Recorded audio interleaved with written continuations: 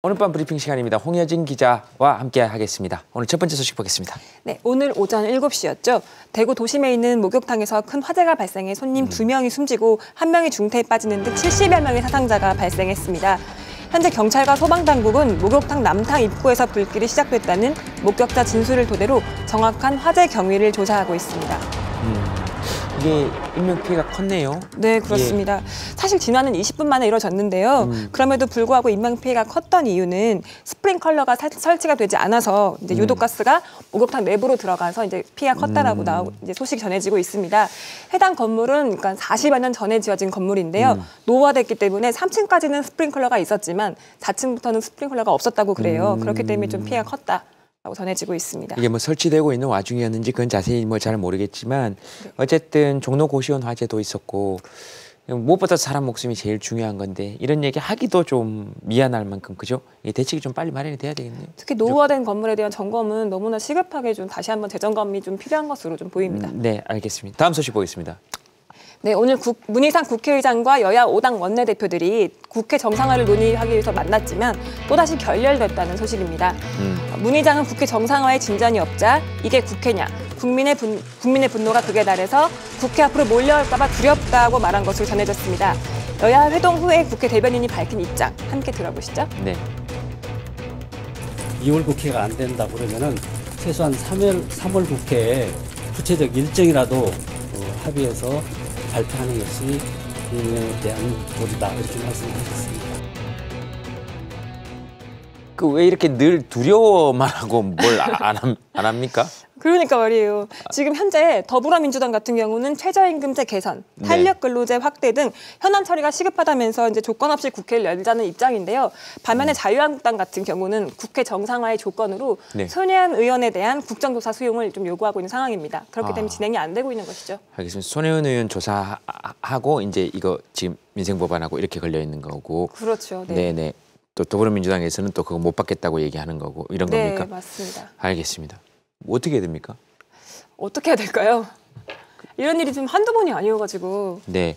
보시는 국민들이 너무 답답할 것 같습니다. 연말에 해외 연수는 다 갔다 오셨던데 보니까. 그럴 땐 또 대동단결 이렇게. 대동단결 해가지고. 요럴 때는 또 대동단결이 안 되고. 그렇죠. 네. 해외 연수를 좀 두려워하셨어야 될 건데. 그죠? 네. 자꾸 저한테 그런 어려운 질문을. 그럼 뭐가 그럼 누구한테 질문합니까? 제가 얘기하면 또 둘 중에 누가 욕 먹을 건지 결정하면 됩니다. 제가 그러니까 대답을 이쪽에서 하시는 게 저는 더 좋죠. 아이고. 네. 다음 소식 넘어가도록 하겠습니다. 월급을 끊어야 됩니다. 아, 월급을요? 네네. 그렇죠. 사실 국민들 같은 경우 일하는 경우 돈 벌기 쉽지 않거든요. 그리고 최저시급 지급하면 됩니다. 네. 네. 정확합니다. 예, 저는 그렇게 생각합니다. 알겠습니다. 네. 엄청 욕먹을 겁니다. 네, 이상 김대동 씨의 생각이었던 것으로. 댓글 예상해 볼까요? 네가 그럼 최저시급 받아라. 넌 뭘 잘했다고 얘기하냐. 그래도 뭐 해야지. 아, 일 열심히 하시잖아요, 근데 바쁘게. 알겠습니다. 자, 네. 오늘 준비해온 단독 있으시죠? 네, 어제 단독 보도가 없어서 아쉬워하시는 분들이 계실 것 같아서 오늘은 좀 준비를 해왔습니다. 네. 앞에 전해드린 소식이 좀 휴학 상태인 국회 이야기여서 좀 답답하셨을 텐데 안타깝게도 또 답답한 소식입니다.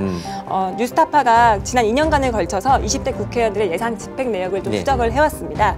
이 과정에서 지난해 국회의원 25명의 정책 자료집이 표절이라는 사실을 밝혀냈습니다.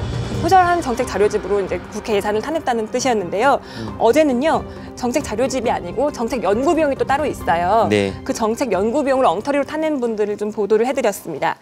이제 자세하게 좀 보여드릴게요. 이제 정책 연구가 표절로 드러난 연구는요. 2016년 추미애 의원이 당대표 시절에 진행했던 연구였습니다. 정책 개발 명목으로 수행했던 정책 연구 용역이었는데요. 4차 산업혁명을 주제로 진행된 이 정책 연구에는요. 국회 예산 500만 원이 들어갔습니다.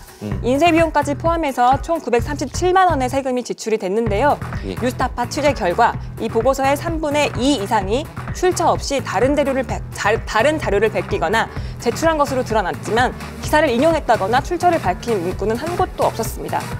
특히 이제 다른 의원의 축사를 베낀 것도 좀 확인이 됐어요. 축사를요? 네, 뭐라 그럽니까? 이 보도에 대해서? 해당 해명을 좀 들어봤습니다. 네. 그래서 추미애 의원실은 연구자가 표절을 한 것이고 근데 연구자가 표절한 것이라고 근데 생각은 하지 못했다.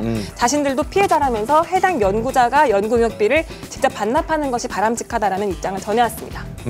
네. 피해자라는 것이죠. 알겠습니다. 예, 그리고 또 다른 의원도 있습니다. 예. 오늘 8선 의원인 서청원 의원 역시 의정활동 명목으로 수행했던 460만 원짜리 정책연구에서 표절 의혹이 제기가 됐습니다. 서청원 의원은 새누리당 소속이었던 2013년 북한 인권 보장을 위한 주제로 정책 연구를 진행했는데요. 국회 예산 460만 원이 들어간 이 연구의 보고서 역시 작성자가 자신의 석사학위 논문 그리고 다른 사람의 논문과 책 등 모두 4종류의 자료를 베낀 것으로 드러났습니다. 네. 그래서 네. 예. 왜 이렇게 합니까? 이유가 뭡니까? 그러니까. 일단 서 의원 측의 해명부터 좀 들어보신 다음에 제가 자세한 설명을 좀 들려드리도록 하겠습니다. 네. 서 의원 측은 이 당시 이제 정책 연구를 진행하던 분이 퇴사해서 관련 내용을 알 수가 없고 드릴 말씀이 없다면서 추가 질의는 더 이상 이제 취재 진행하게 하지 않았으면 좋겠다. 추가 질의를 한다고 하더라도 답변할 내용이 없다라는 입장을 좀 전해왔습니다. 알겠습니다. 그러니까 왜 이렇게 합니까? 그러니까 자기 돈이 아니어서 이런 겁니까? 추정을 해보면 그렇다고 생각할 수 있겠죠. 이게 지금 뭐 어떻게 보면 막 맨날 수억 원, 뭐 수백억 원을 이제 낭비하는 분들이 많기 때문에 이 수백만 원 같은 경우는 얼핏 보면 좀 작은 돈으로 여겨질 수도 있는데요. 이런 돈은 국회 내에선 눈먼 돈으로 좀 불린다고 그래요. 그러니까 타내지 않으면 없어지는 돈이기 때문에 바보가 아닌 이상 이렇게 아는 사람한테 정책 연구 요구를 맡기거나 다른 방법을 통해서 이 돈을 받는다는 뜻인 거죠. 예. 그래서 이 돈을 받아가지고 의원실 경비로 쓰거나 아니면 지인들에게 이제 약간 좀 보답용으로 나를 그동안 도와줘서 고마워하는 의미로다가 아는 사람에게 연구 용역을 맡기고 돈을 주거나 이런 정도로 쓰인다고 그래요. 특히 또 이게 나중에 정책 자료집을 이렇게 많이 내면은 의정활동에서 실적 쌓기로도 좀 사용이 되거든요. 그러니까 이런 3가지 용도로 좀 활용된다고 볼 수 있습니다. 알겠습니다. 계속 좀 이런 소식 전해주세요. 네, 그 다행인 건요. 예. 저희가 그동안 뉴스타파가 보도를 해서 1억 원 넘는 돈을 국회의원들이 반납을 했다고 해요. 네. 그렇기 때문에 계속 좀 추적해서 보도를 하면 더 많은 세금 낭비를 줄일 수 있지 않을까 생각하고 있습니다. 그렇게 반납하거나 잡아낸 돈은 모아놨다가 복권으로 만들었으면 좋겠어요. 국민들한테 복권? 돌아가게. 국민들한테 네, 돌아가게. 좋은 생각인 것 같습니다. 그랬으면 좋겠어요. 알겠습니다. 고맙습니다. 예, 감사합니다. 네.